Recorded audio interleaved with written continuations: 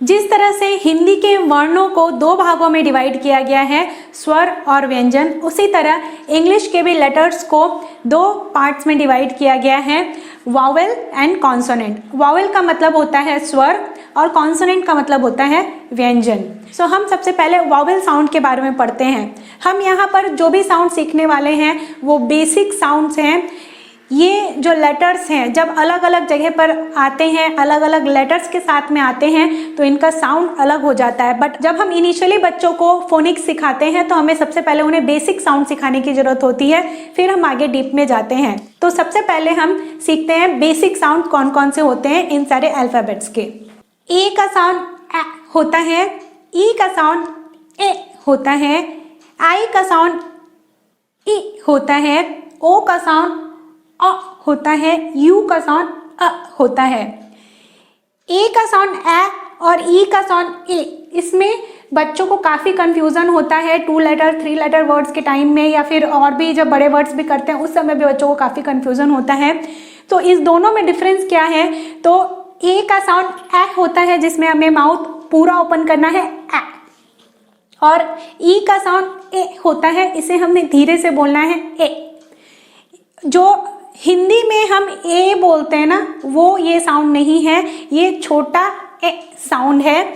इसके लिए यहाँ पर मैंने एक आधा चांद दिया है, इस तरह से इसको डिनोट किया जाता है हिंदी में। हिंदी में इसके लिए कोई भी लेटर नहीं है, ई का जो शॉर्ट साउंड है उसके लिए कोई भी लेटर नहीं है, तो इसको इस तरह से डिनोट किया जाता है, ए के बगल में छोटा सा आधा चांद।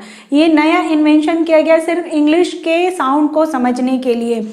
तो हम इसको इस तरह से समझेंगे, ई का साउंड ए होता है, छोटा साउंड बोलना है, ए नहीं बोलना है या ए नहीं बोलना है।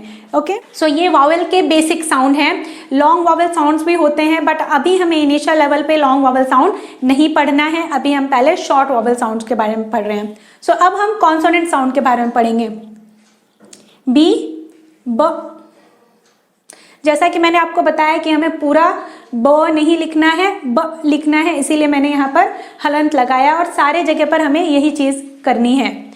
सी का 2 साउंड होता है, क एंड स, बट इनिशियली जब हम बच्चों को साउंड इंट्रोड्यूस करते हैं उस समय हम सी का साउंड सिर्फ क बताते हैं। बाद में जब रूल सीखते हैं सी का साउंड कब होता है कब क होता है, तो उस समय हम बच्चों को इंट्रोड्यूस करते हैं कि सी के 2 साउंड होते हैं। बट आपके लिए यहाँ पर मैं बता रही हूँ कि सी के 2 साउंड होते हैं, क एंड स। डी का साउंड ड, एफ का साउंड फ। हमें पूरा फ नहीं बोलना है, बोलना है। जी के भी 2 साउंड होते हैं, ज एंड ग। इनिशियल लेवल पे हम सिर्फ बच्चों को एक ही साउंड सिखाएंगे, वो है ग। बट आपके लिए मैं ये दोनों बता रही हूं ताकि आप आगे समझ सके कि जी का साउंड ग एंड ज दोनों होता है। एच का साउंड हमें ह पूरा नहीं बोलना है, इतना ही बोलना है। ओके, नॉट ह, इस तरह बोलना है। जे का साउंड ज, के का साउंड क, एल का साउंड ल नहीं ल बोलना है, जीभ को ऊपर लेकर जाना है ल। एम का साउंड मुंह बंद करके इस तरह बोलना है, म नहीं बोलना है। एन का साउंड आधा न, जीभ ऊपर लेकर जाना, बोलना है, न नहीं बोलना है। पी का साउंड प नहीं बोलना है, प। क्यू हमेशा यू के साथ आता है, क्यू का अकेला कोई साउंड नहीं होता है, क्यू कभी भी किसी भी इंग्लिश के वर्ड में अकेला नहीं आता है, ये हमेशा यू के साथ आता है, इसीलिए हम इसे क्वा बोलते हैं। आर का साउंड र होता है, इट्स नॉट र, इट्स र। एस का साउंड स।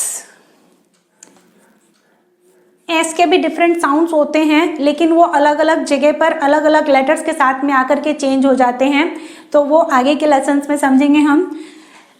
टी का साउंड ट होता है, नॉट ट, ट। वी का साउंड व होता है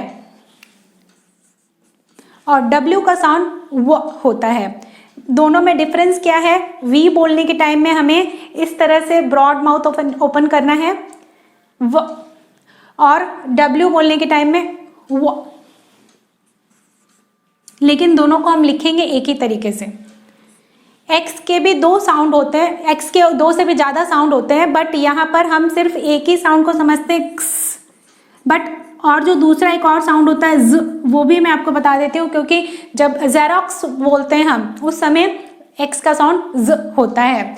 सो बेसिक साउंड हमें बच्चों को इनिशियल लेवल पर क्स सिखाना है, फिर आगे जा करके हम उन्हें बाद में ज बताएंगे।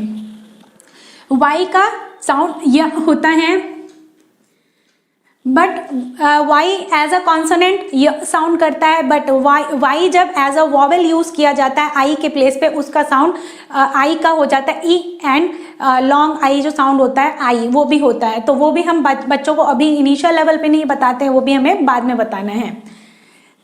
जेड का साउंड ज होता है।